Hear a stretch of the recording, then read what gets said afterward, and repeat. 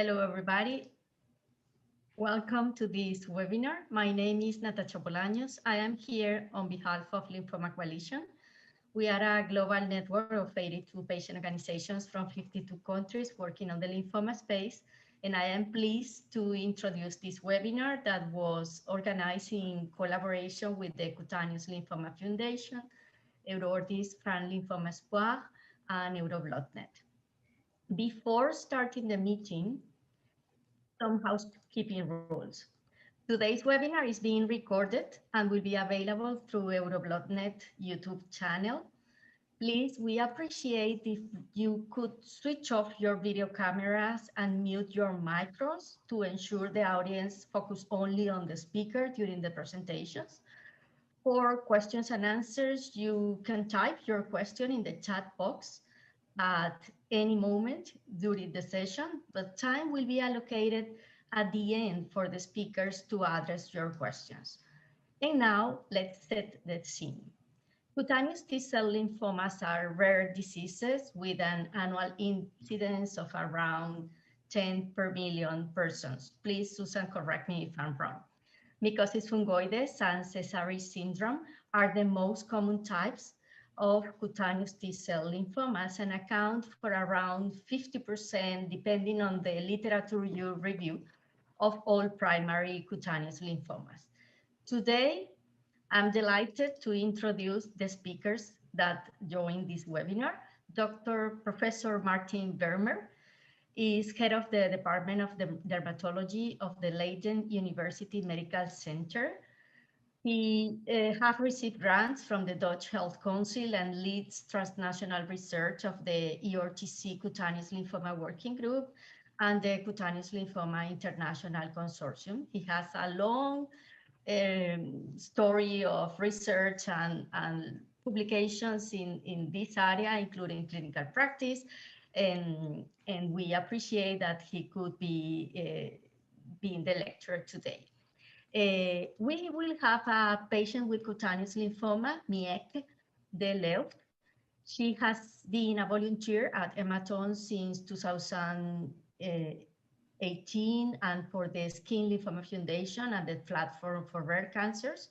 She acts as a linking pin between the mentioned organizations after having living a 10 years story of misdiagnosed skin conditions and challenges.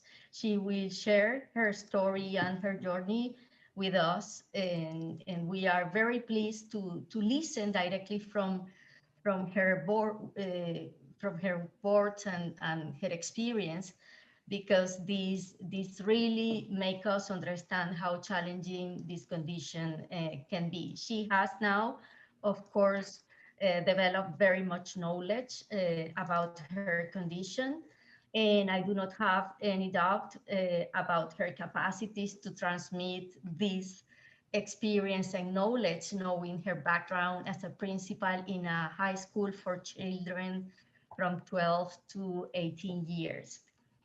The moderator today will be Susan Thornton. She's the current CEO of the Cutaneous Lymphoma Foundation, and she's also a board member at the Lymphoma Coalition. Susan is also a patient, and she has been living with cutaneous lymphoma for close to 30 years, I think. So she has intimate knowledge of what it's like to live with this rare, incurable disease that requires permanent treatment. Susan has spent also 28 years working in the healthcare information technology field in various consulting, sales, marketing positions, different leadership positions as well. And outside of her professional endeavors, she is always supporting and very active, cooperating with many nonprofit organizations, including all the organizations that cooperate to put this webinar in place.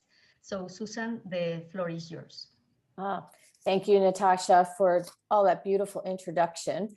And I will just add my thanks and gratitude to Professor Vermeer and to Mieke for joining us today. I think this is going to be a really wonderful program and encourage you to write your questions in the chat so we can get them answered, and look forward to an open dialogue. And as we move forward through the presentation, it's really an honor and a privilege to be part of this esteemed faculty today, and really grateful to both of you for taking the time and sharing your experiences, and Professor Vermeer sharing your knowledge and deep wisdom about cutaneous lymphoma from the clinical perspective. So I will now turn the floor over to Professor Vermeer to take us through the clinical presentation. Off to you. Thank you, Susan, for a very, very nice introduction. Indeed, I'll give a first sort of clinical introduction to cutaneous lymphomas, focusing on mycosis, fungoides, and Sézary syndrome. And after that, we will hear more a personal story from Mieke, of course. And but let's start first with some background slides. And now I have to share the right screen.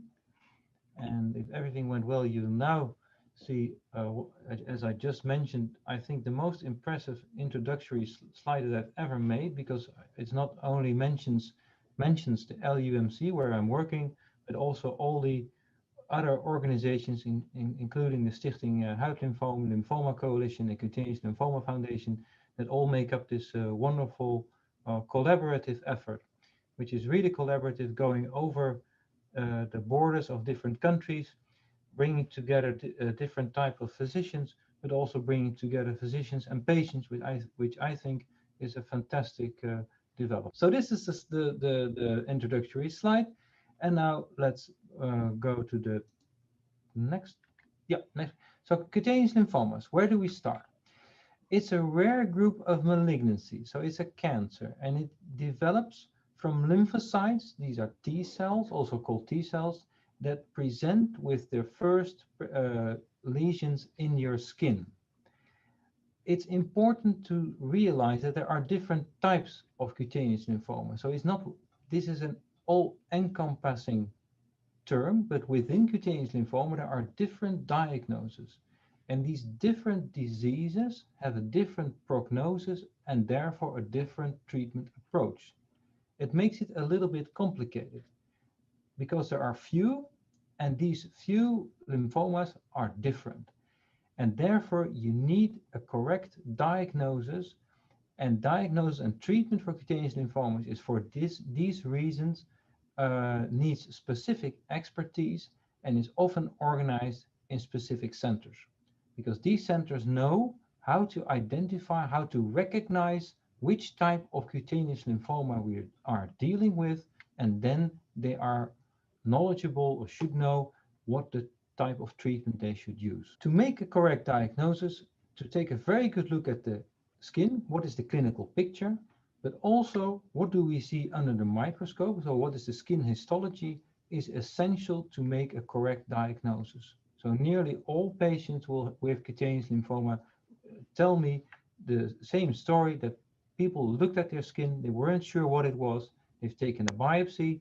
Sometimes this biopsy does not tell immediately what kind of disease we are dealing with, and some patients need repetitive biopsy or multiple biopsies before a correct diagnosis can be made. Focusing on mycosis fungoides, which is the most common type of cutaneous lymphoma, the large majority of patients will start with eczematous skin lesions, so with redness and some scaling. The technical term for this is patches and plaques. And for instance, this is a patient that has some slightly infiltrated patches on the buttocks, which is a very characteristic presentation for this disease. If you would take out a biopsy, if you would take out a small piece of skin, it's still very difficult to recognize this disease, because this is the histological picture. This is outside, this is inside the skin. This is the epidermis, so the outer layer, and this is the dermis, the inner layer.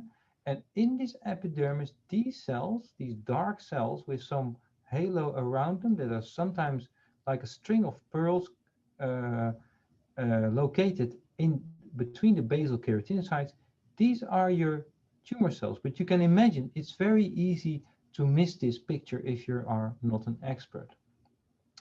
And the large majority of patients, they will have this type of disease for the rest of their life.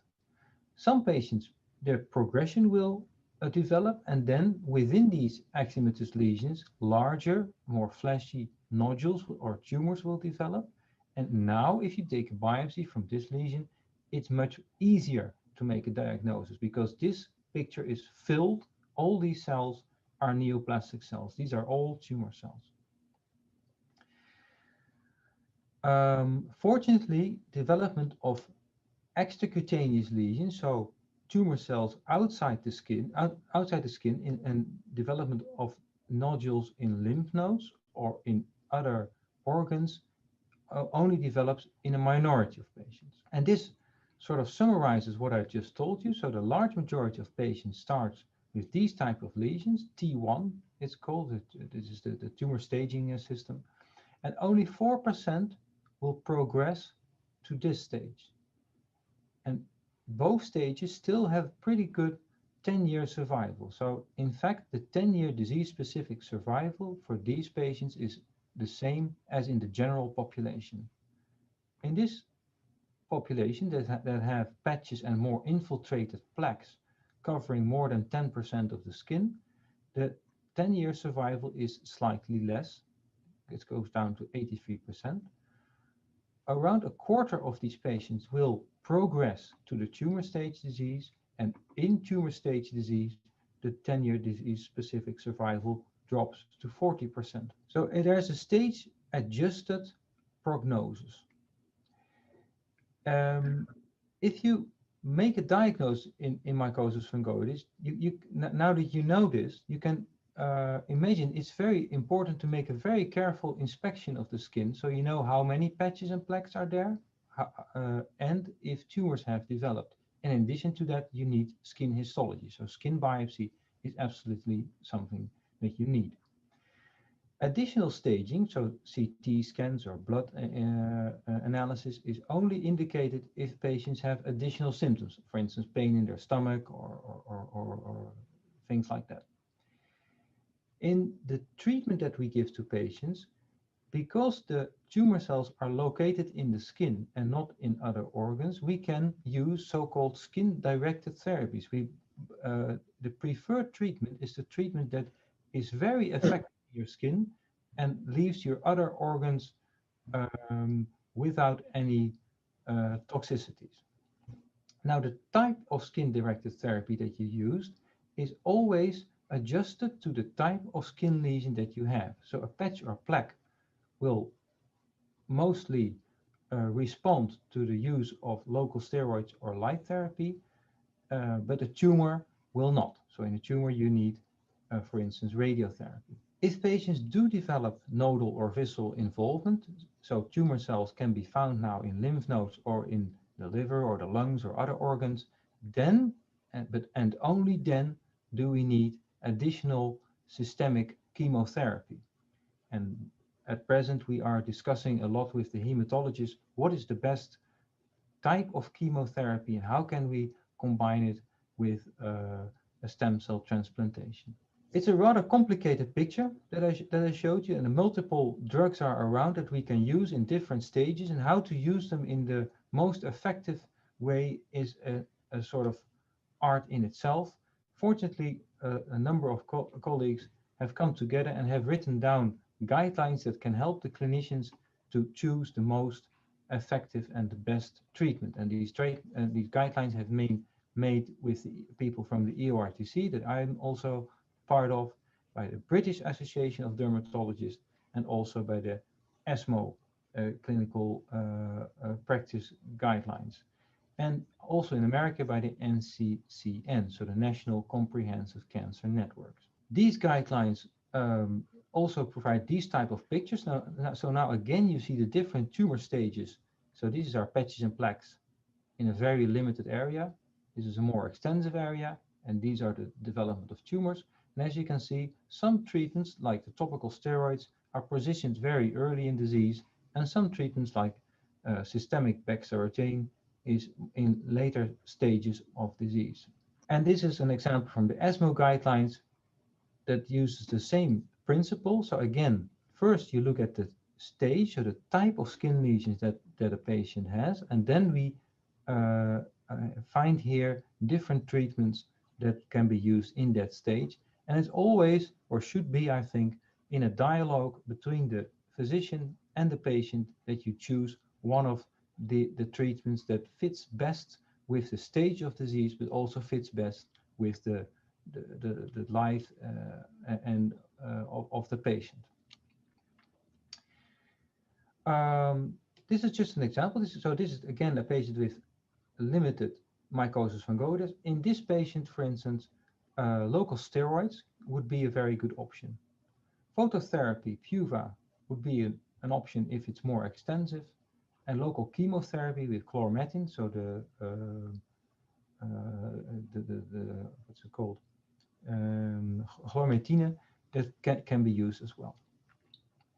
For tumors, you typically use radiotherapy, and one of the important developments in the last couple of years is that we have learned that we can use radiotherapy in a relative low dose. So 8 grays or just twice radiations will be sufficient to clear these type of tumors.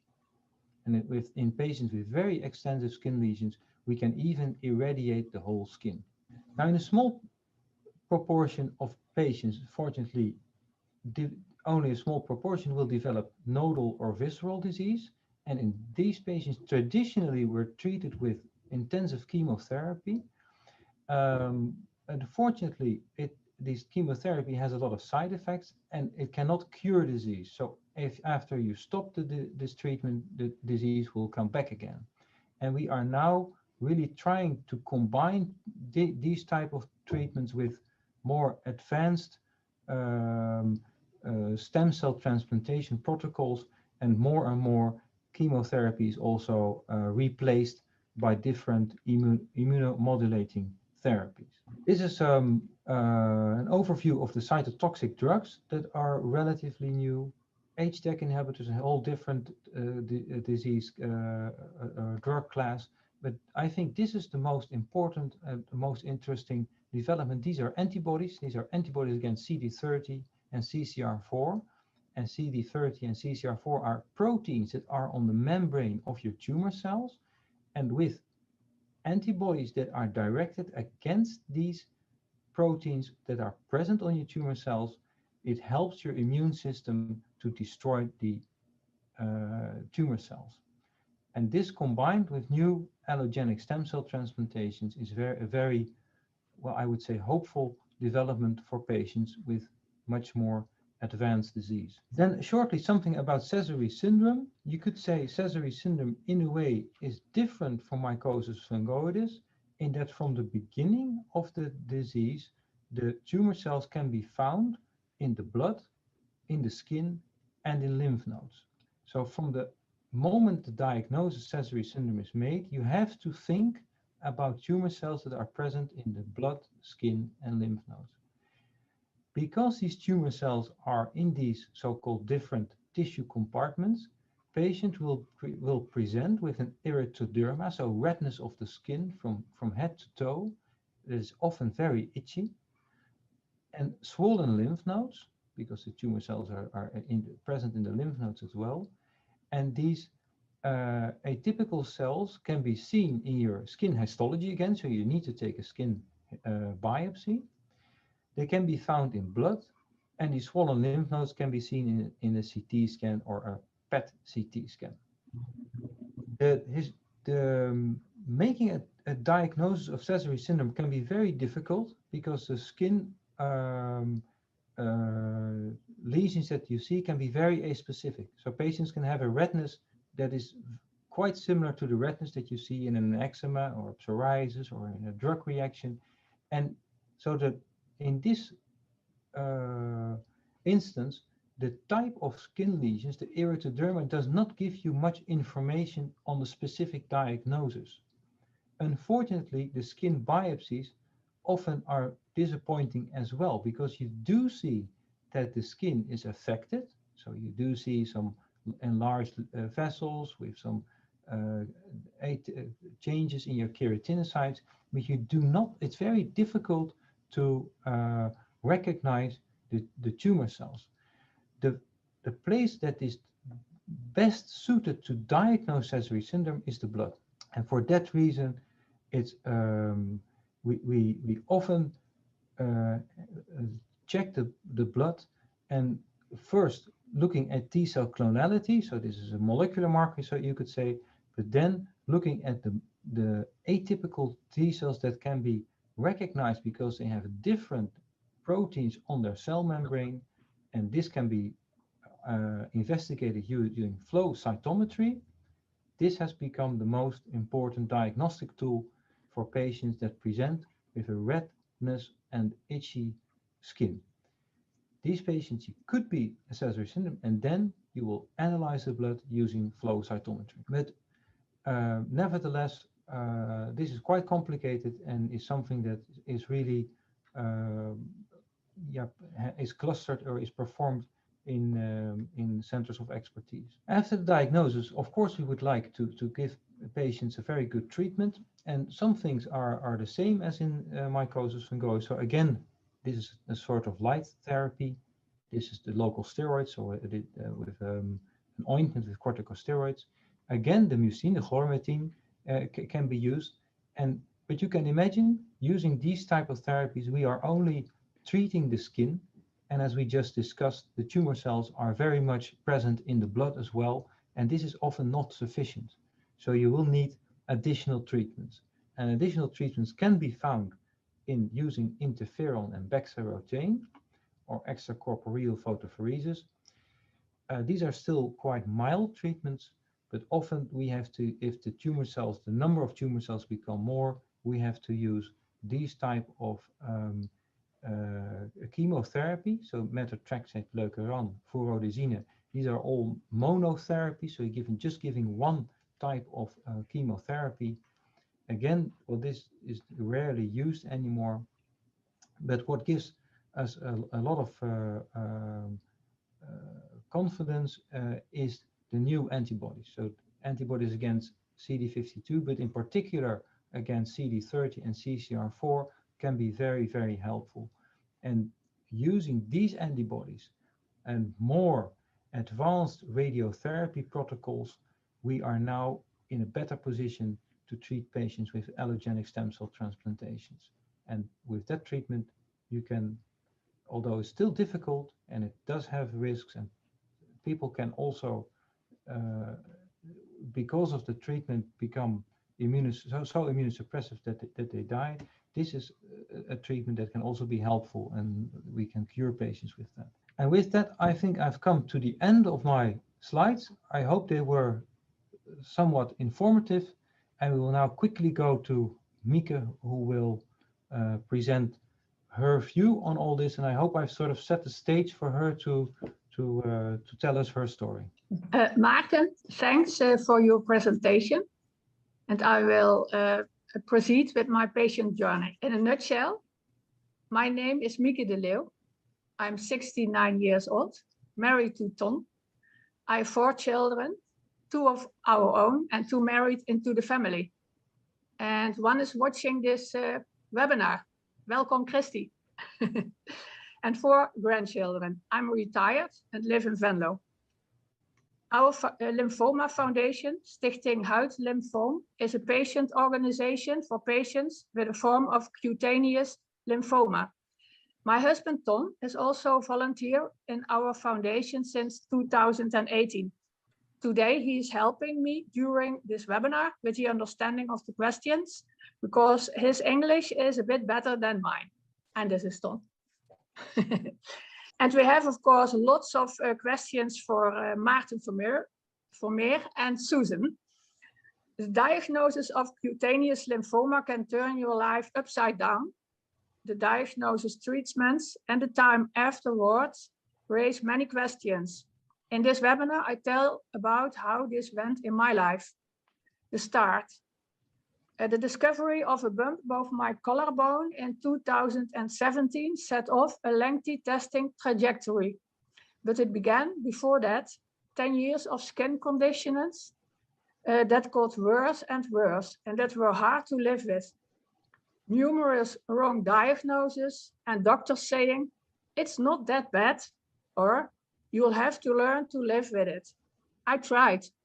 My skin was red, itching, burning, and it was very difficult to sleep at night with these problems. And during the day, it was difficult to stay concentrated on my job.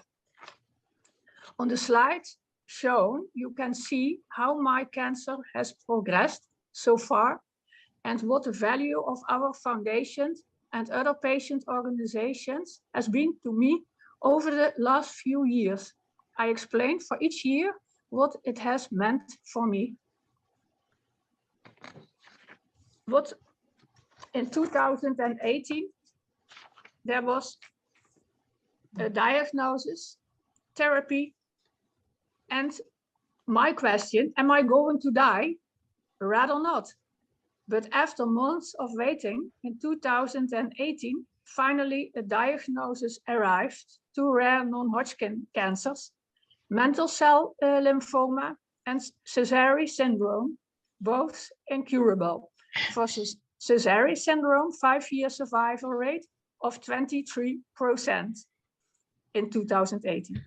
The MCL turned out to be indolent. The first year after the diagnosis, you are mainly concerned with yourself. If you are unlucky, are you going to get very sick or not? What does the survival rate mean? Some fellow sufferers are going to clean up their house, done with their lives. Unfortunately, a diagnosis that comes too late means more severe treatment and worse prospects, and therefore a worse 5-year survival chance. Suddenly, I also had to deal with the fragility of life. My story is also the story and the fate of many, many patients with rare forms of cancer. You need family and friends to deal with CTCL in the first year. What was the importance for myself to get in touch with fellow sufferers or a patient foundation where I could join? The answer in 2018 was to get information, to get information, to get information, more information, more information. I have a question for Maarten and Susan. What advice can you give patients to deal with the information found and with the survival rates? Well, I think that's a really great question. I'll jump in here quickly. And we actually had a question in the chat that maybe we can talk a little bit about with regards to your question too on the survival rates. I think that finding other patients and connecting to good sources of information. I know we hear often that people after they've gotten a diagnosis go out and do a Google search, which I think is often the most frightening thing to do because so many other things come up. And if you are just diagnosed, you have no idea anything about the disease. So you can't sift through what might be good information or where you fit. I think as Professor Vermeer outlined early, the disease is different and the different iterations are different. And so depending upon your specific diagnosis really then impacts what therapies are appropriate and how your disease may or may not progress. So I'm delighted and so thrilled that you were able to start your organization there in the Netherlands. And I hope that we'll be able to do a lot more in other countries to connect people to other patients locally, because I personally feel that's so important. When I was first diagnosed in 1991, there really wasn't even any internet. So I was handed a scientific paper and I had no idea. So the resources that we have today, I think are wonderful. I think the challenge now is how do we channel that to the individual where they are in their journey and help support them along the way. And I think this webinar is a beautiful example of that and making this kind of really good information available to folks and connecting everybody to the right places. Thank you, Susan. Thank you. Maarten, did you have anything? No, I couldn't have said it any better. I might have said it much worse actually. It's what you are saying is very essential. So making the right diagnosis. I hope I'm sharing my screen now. Yes. Yeah. Okay. So making the right diagnosis is essential, but then after you've made the right diagnosis, it's essential to also find the define the right stage. So this is a patient with mycosis fungoides. This is also a patient with mycosis fungoides. Yeah. This patient has very limited disease, only these scaly lesions on the buttocks. This patient has a 10-year disease-specific survival of 97%. So actually his chances of survival are the same as someone of the same age and gender. This patient is poorer off because now tumors have developed. It's the same diagnosis, but it's a different stage. So this is mycosis fungoides tumor stage. For this patient, the 10-year disease survival is around 40%. So 60% of patients will die in the next 10 years. Maarten, we had a question in the chat that might be appropriate to address now. The question was asked about the survival rates. So for 10 years for mycosis fungoides, as you said, I think it gets a little confusing sometimes when we talk about survival rates because we don't always have all of the data from all of the patients. And when maybe you can talk a little bit about, they ask, is this considered terminal, especially if you're in that early stage with 97%? I think it gets a little confusing sometimes. Yeah, I agree. That's why I thought I hope that this would be helpful. It does get confusing, and so how do you interpret these percentages? As I try to point out, it's important to know your diagnosis and it's important to know your state. So let's say you're this patient, you know your diagnosis is mycosis fungoides, and you know now that your stage is T1. If then you know that your survival is 97%, which means that after 10 years time, 97% of virtually all people with these diseases are still alive. It's only only 3% of patients will have died. Actually, this is very close or very similar to the normal population. For these patients that have more extensive disease and more bigger tumors, bulky tumors, now it's more difficult, and we now know that if in patients that have these type of lesions, in 10 years time, 40%, so 4 in 10 will still be alive, and 6 of these 10 people will have died because of their disease. And I should add to this that these are numbers that are based on a large number of patients, and this has been these data are not out for such a long time. We only know this now for around 20 years, and it's really because we have big databases where we look at all the survival of all the patients that we see, not only in the Netherlands but also in other countries. And because we have these big databases and we've been following these patients for a very long time, we now know that we can tell this specific story. It's still the case that for an individual patient, you cannot say, oh, now I know it, my survival percentage is 40%. This is not true because these numbers are still based on all the patients that have developed tumors. And it might be that in a particular patient that is in excellent condition, only has one small tumor, that the survival prognosis for that particular patient is still much better. And I think, yeah. Maarten, thank you for this information. This is for everything very, very important to know. There are many questions about that. Hoe heet dat, de onderdeel? I go further with my story. Is that okay? Yes, of course. Okay. In 2019, therapy by prednisone and chlorambucil, brand name Leukeran, loneliness. The second year after the diagnosis and the start of the systemic treatment, I got chemo pills and prednisone was scary. Would it all work? Patients from US and Australia told me no one uses prednisone. Some told me it's not a good drug for you. And if not, then what? I didn't know anyone in the same situation, anyone with the same medication. Still no one in 2021.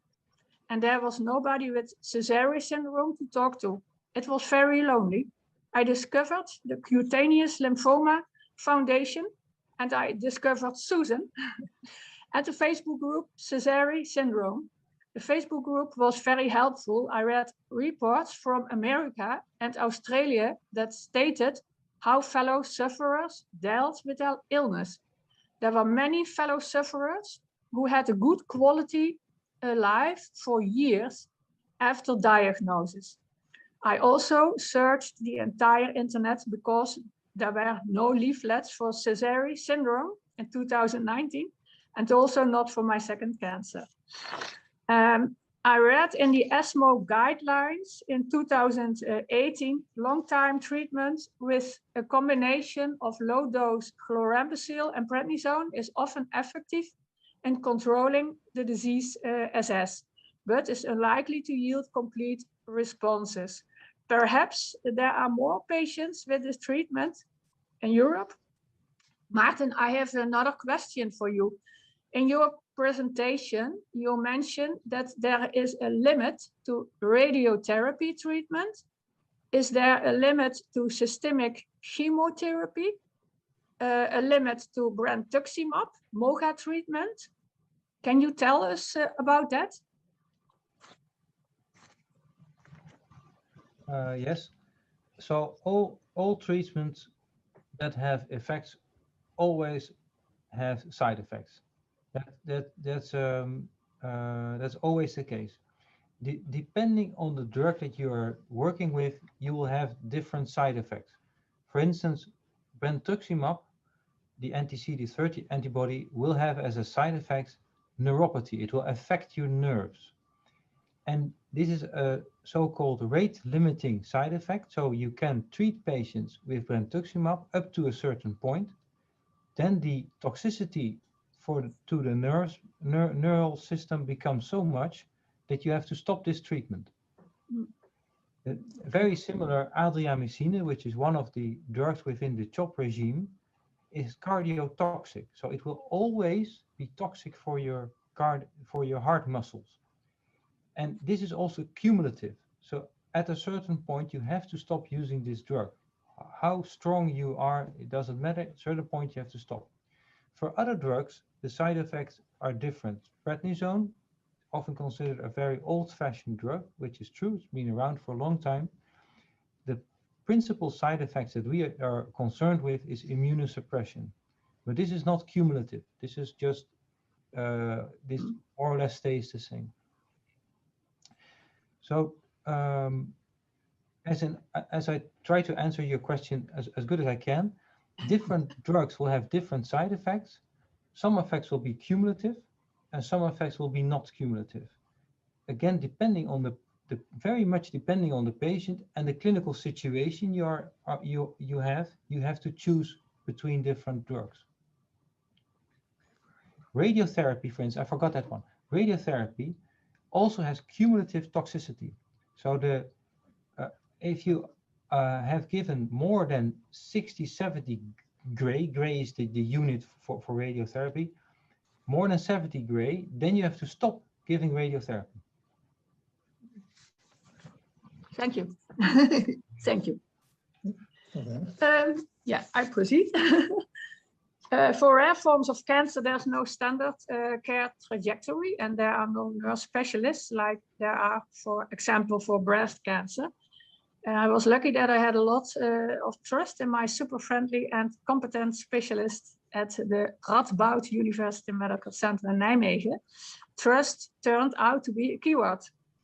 And the fact that I still work with the same specialists all the years, unlike many others who are going through the same process. But beyond the medical side, it's also about a high quality life. I had questions about my volunteering work, sports, yoga, walking, cycling, nutrition, skincare. I wanted my old life back so badly.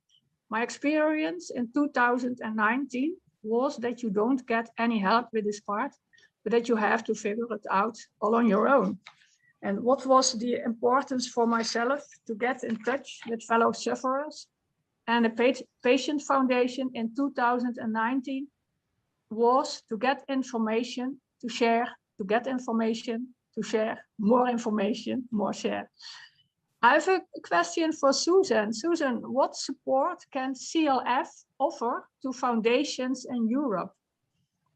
Yeah, well, and I think this is the first step in that direction, right? As a small rare disease community, you know, there's not enough of us globally to really have those big patient organizations in every country. But I think what makes sense and what we can do going forward and what we've begun here as well is to collaborate with those organizations in other countries, whether it's your organization that's specifically connecting and serving patients with cutaneous lymphoma, or other organizations that are supporting patients with all different kinds of lymphomas, but are in an individual country. So for example, Guy Bouguet leads the French lymphoma group. He's been engaged with us to deliver information to patients that he connects with in France, and we collaborate and send information so that he doesn't have to find it or dig it up or reinvent it. And this is a collaborative process that I really am excited about growing and expanding, because there's, you know, we can provide information, and you as the individual organization or a group of people in country, we can work together, right, to be able to bring the best information into the country that makes sense and is aligned with the specialists in the country, the treatments that are available in the country, and so forth and so on. So it's, to me, this is such a great start to really beginning to pull together our global patient community and then deliver into the countries. Susan, thank you. Thank you for your Sorry. answer. I'm proud that in the past years, our foundation has developed, for example, a beautiful website, a Facebook group, extensive information options about the 19 different types of cutaneous lymphoma, and 4 newsletters a year. In addition to LUMC, we have a lot of help from the Rare Cancers platform, in Dutch, Platform Zeldzame Kankers of the NFK. They gave our foundation a huge boost, without which we would not have been there yet. I have a question for Maarten. Due to COVID, the Patient Day in 2020 could unfortunately not take place. In 2022, the National Patient Day will be organized live again. Maarten, is that correct? And can you tell us something about this? You're correct. So we organized the first 2 patient days in the LUMC, and the last time I already said that the next time we will be happy to organize it again. And this offer still stands for 2022. As you know, the first 2 days were organized by the LUMC. We made the program, and we this time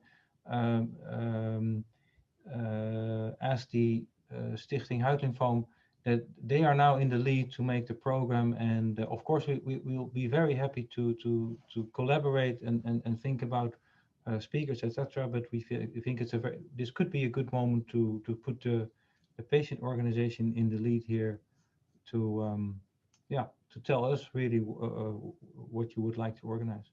Thank you. Thank you.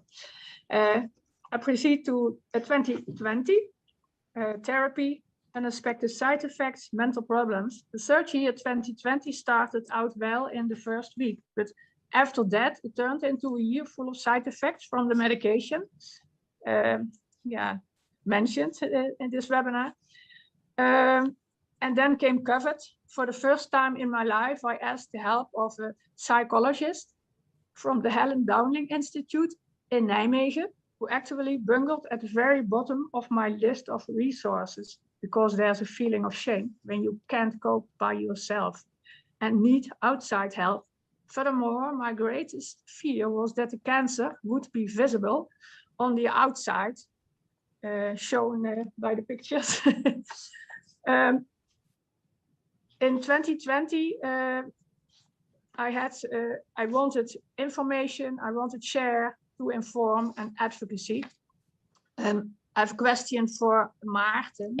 In the Netherlands, the vision has been developed about the role of expert care for people with cancer. There are 15 criteria established by the joint patient organizations.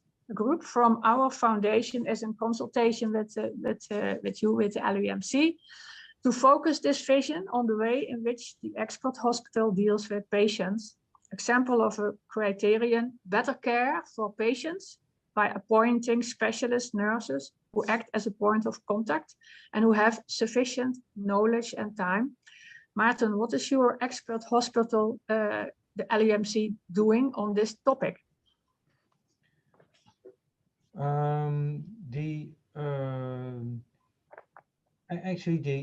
At the LUMC, we as a hospital want to have a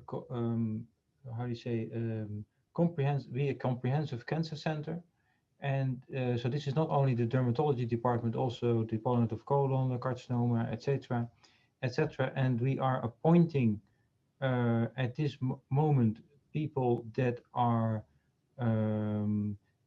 not the doctors themselves, but are the specialty nurses that can be consulted by telephone, etc., with specific questions that people have. This is one thing that we hope that will be organized, or we are busy with already for some time. And at the same time, unfortunately, we have at this moment 15 million euro budget cut. So that's 6% of our budget, and we are also asked to produce 15% more than we have produced in the years before, and at the same time we have the restrictions put on us by COVID. So it's not that. So the short answer to your question is that at the moment I do not have a nurse that can answer your questions 24 hours a day. It's not that I do not want it, but it's the question that we have difficulty finding the financial resources to do so.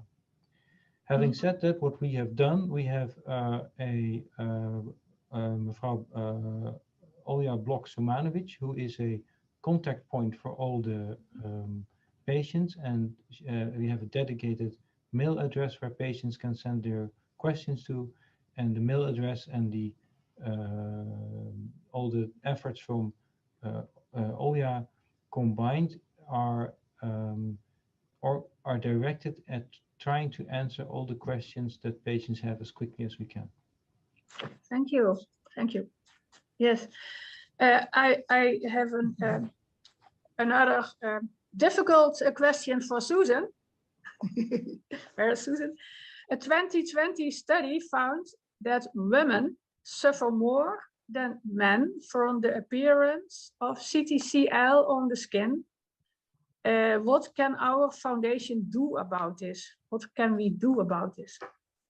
Yeah, that's a really tough question. I think one important thing is being able to capture that kind of data across a large number of patients, and that's where being a part of the Lymphoma Coalition comes in, because we've been able to gather some of that quality of life patient experience data specific to cutaneous lymphoma, which, to your point, then raises these kinds of issues to the surface, where then I think we can collaborate together amongst the patient organizations, but also with the clinicians, to say this is an issue that we need to find a way to address. And I think finding other resources like the Helen Dowling Institute and other groups that have coped or have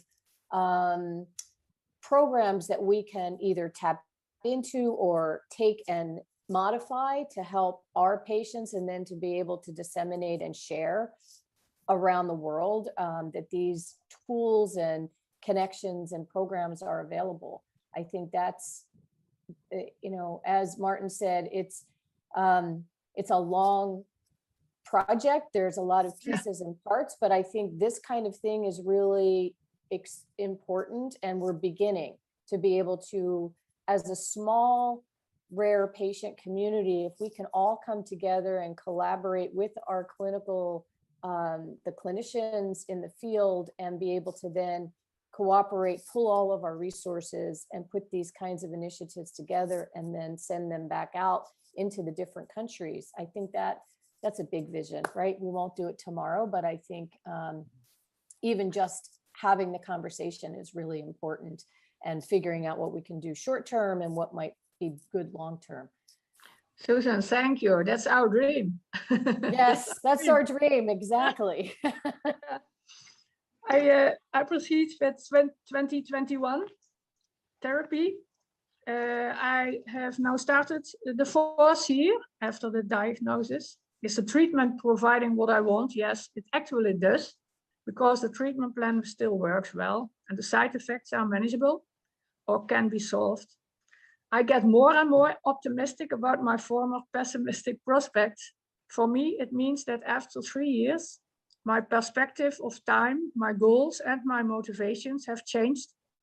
I put more emphasis on living by my values, how natural but special family and friendship are.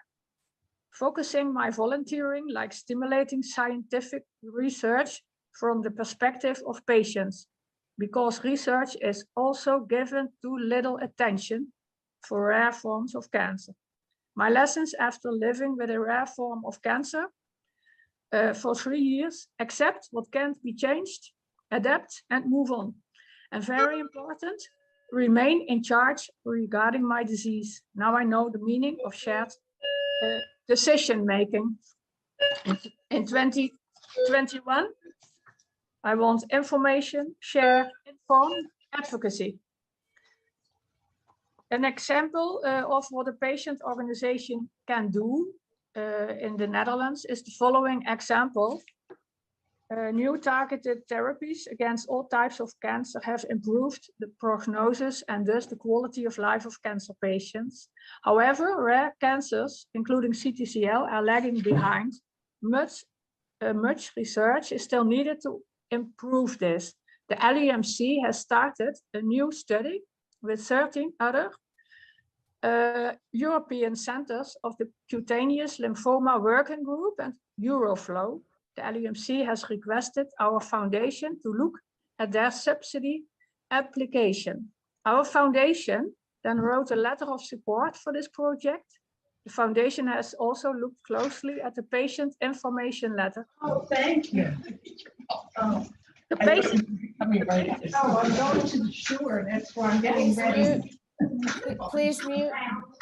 The patient group finds the relevance of the research exceptionally high, and the letter of support is an indirect contribution to the quality of life for future patients through better detection of cells in the blood of patients during diagnosis, staging, and treatment. Our foundation will also serve as a platform for sharing the final results with our patient group. Maarten, what is the added value for the researchers to involve a patient organization in a research project? And for Susan, is this also the case in the USA? I think there's an enormous advantage of involving patients in your research project. This is actually a rather recent development, but now the Dutch Cancer Foundation and also other grant-giving bodies, they ask you to write a part that explains your research to patients, and it very much encourages the involvement with patient organizations to establish a research agenda, because you can study many things, but it's in the end what we must study is are those things that are most important for clinical care. So it makes sense and to involve patients in a very early stage of the design and development of your research. And I'm very grateful for all the support that I receive, not only for this particular study that you mentioned, but also for other studies, are very much supported by the Stichting Huidlymfoom, and also apart from Stichting Huidlymfoom, individual patients, when explained in a good way why we would like to take additional blood or take even an additional biopsy, and nearly always patients are very willing to collaborate and to provide blood, even if they know that the answer that will come from this research, they will not benefit personally from this, but it will help progress, and I'm absolutely sure it will help us develop better diagnostics, so we will shorten this horrible diagnostic delay where people do not know what they have, and it will help us to improve treatments and maybe cure patients as well. Thank you.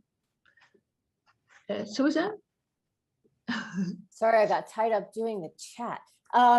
Okay.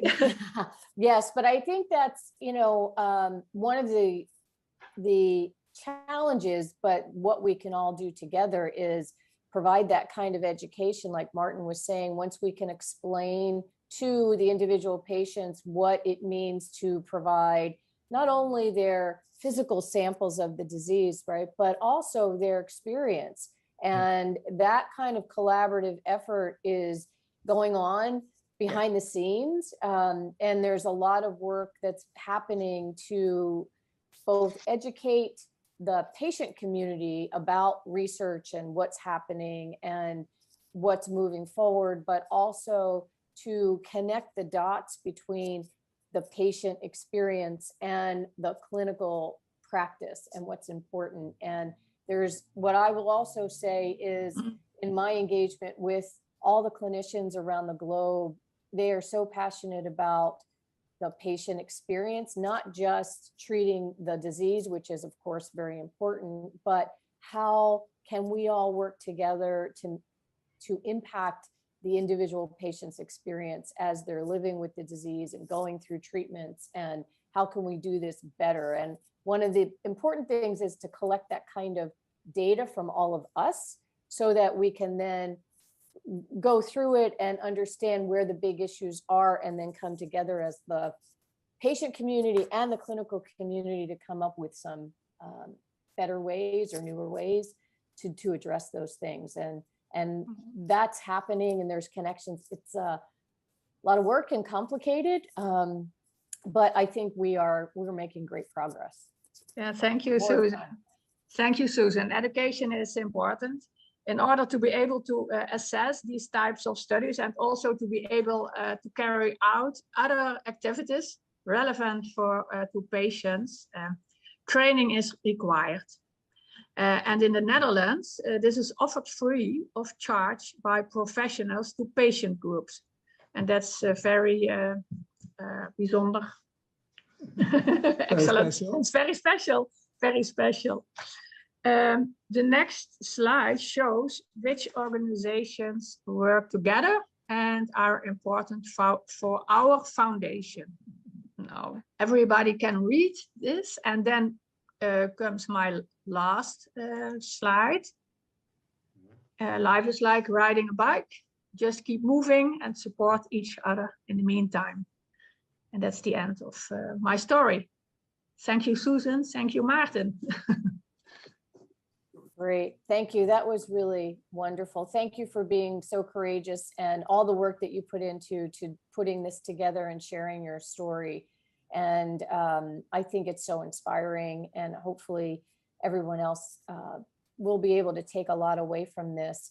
So I know we have run a little bit over, but I want to go to some of the questions in the chat, if that's okay. And if we certainly understand.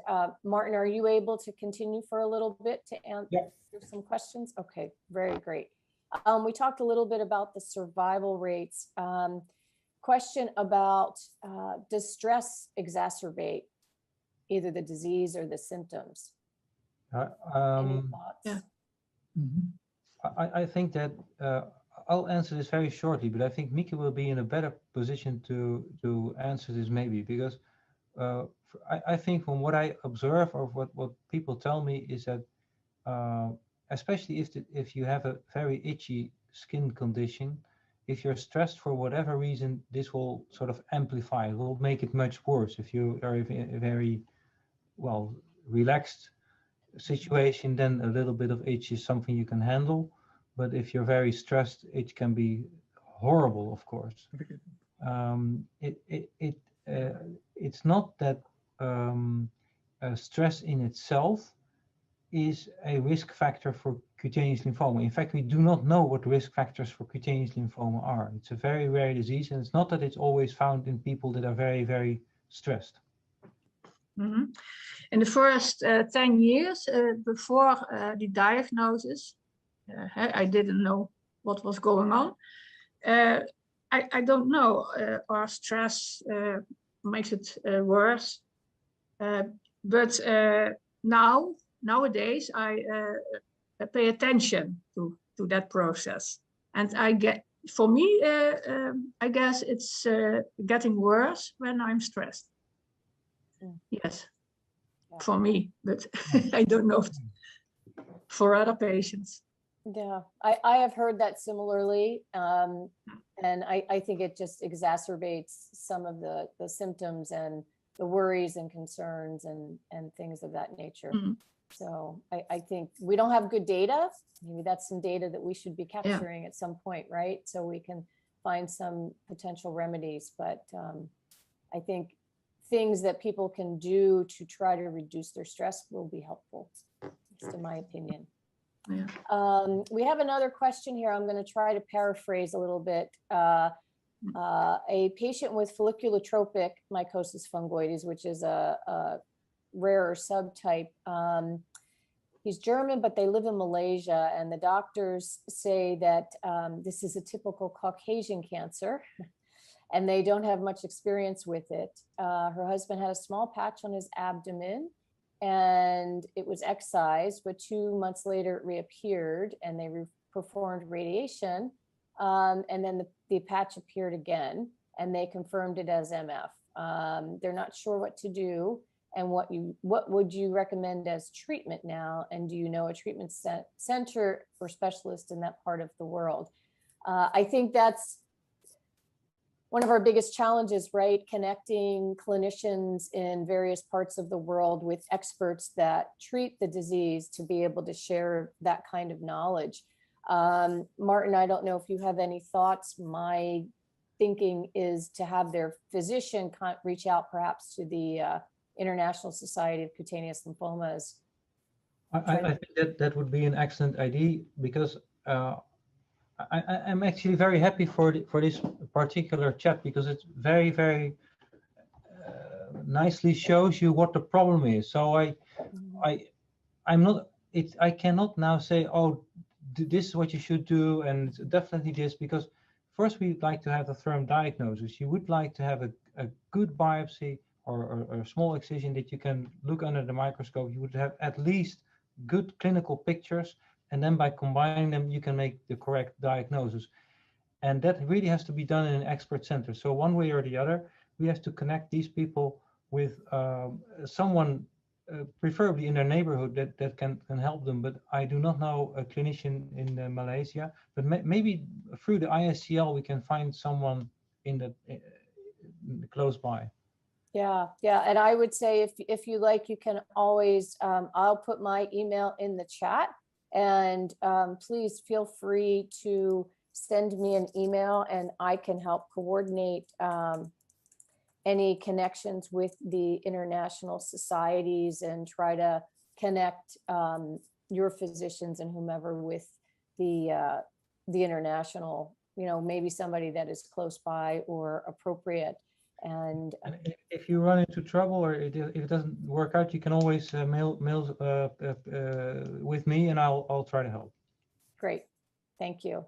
I think that's why it's so important for everybody to be connected, right? So we can help support everyone no matter where they live, which gets then to be a little bit challenging. Let's see, I'm gonna paraphrase here. When the diagnosis for MF is early stage and you get treatment, is it possible that the MF will not progress? Or does it not, or does it progress? And if you can progress it, is it very important to get a diagnosis in the early stage? So. That's an excellent question, actually. And Anjali's, I think if hopefully I paraphrased okay, yes? Okay. Yeah, I think I understand the question. Let's say someone just got the diagnosis Mycosis Fungoides, and the skin lesion is very small, 1 centimeter big, and we would excise it, so it's completely gone. Could it be that it doesn't reoccur? And the answer is yes. So we do have some patients with very, very limited disease. If you give them a very aggressive treatment, mostly radiotherapy, then there is a chance that it will not recur again. Now, if you have the pictures that I showed you, it's clearly not possible to excise everything. You could then ask, well, if you treat that patient aggressively, let's say with radiotherapy for the complete buttocks, would that change the clinical course for that patient? Probably not. And why is that so? I think that's the case because there's an old trial, it has never been repeated, where they treated patients with limited mycosis fungoides, so only patches and plaques, with very intensive chemotherapy, and it didn't make any difference. So probably if the disease is a little bit more than just that 1 centimeter, it's already on a certain course, and you cannot change it by giving very intensive treatment. You have to treat those lesions that are there. You always have to give a sort of adjusted response. Right. And so many of people with mycosis fungoides, early stage, their disease never progresses, but it requires treatment. So it may never move past the early stage, but it is important to treat it and then also to pay attention to see if anything changes. But many people just stay right where they are, unlike other cancers where, there is a typical progression if a treatment doesn't work. And so we're an odd group. We don't fit into a lot of the standard kinds of boxes here. Hopefully that answered your question. Okay, let's see. Someone shared that the average number of cutaneous biopsies are 5 before you arrive at the diagnosis of MF in patch stage. That's a tricky question too, right, Maarten? Because it all depends on the biopsy itself and how many, when you showed that picture of the histology, how many of those cancerous cells are actually captured in that little piece of tissue that gets taken. So sometimes you have to take multiple biopsies in order to make sure you get enough of those cells that are elusive, especially in early stage disease. True. Right? So sometimes 5, sometimes more, sometimes less. Yeah. Right? It just kind of depends. I think it's one of the areas where we want to improve in the upcoming years. And ideally, you would have a test that if you would have a biopsy, you would do that test and you would detect if it's mycosis fungoides, yes or no. And at the moment, this is not the case. So to make a diagnosis, it very much depends on the knowledge of the pathologist. but the general pathologist will only see an MF slide once every 5 years. So it's very difficult to get experience in this. So, but in these expert centers, we see around, I would say 10, 15 new cases every week. Right. So then you get, your knowledge accumulates and you get better and better and better. But even then you are very much dependent on the biopsy that was taken. If someone takes a biopsy from a red skin that does not contain tumor cells, you cannot make the diagnosis. And that's where sometimes we have patients, or actually quite regularly we have patients that we say, we look at the biopsy, say, well, this could be Mycosis fungoides. The patient visits our clinic, we take an additional biopsy, and then in that second biopsy that we take at our clinic, we see the tumor cells very clearly. And it's not that we are much better in performing a biopsy, but we are much better in deciding what is the most informative skin lesion. Right. And then the Right. interpretation. Right, which I think is why the work that EuroBloodNet is doing with the reference centers and creating the new, and Maarten, you know better than I, a group of specialists that are able then to work with non-specialists in certain countries from certain centers to help with diagnosis and recommendations for appropriate treatments and so forth, which we really never had before, and is a wonderful movement in the right direction to make sure that all patients, no matter where they live, are able to get the best treatment and the best the diagnostics, because that isn't available at every center, and you need that kind of clinical expertise to be able to read and have the tools available as well. I think that's our questions. Although we did have a nice little, I don't know if you saw it in the chat, Mieke, but your daughter says, well done, Mom. I'm so proud of you. And I agree. I Thank you. agree. I think that that is all we have today. Thank you very much. Thank you everyone for joining us. Thank you for Maarten and Mieke staying with us to answer some of the questions.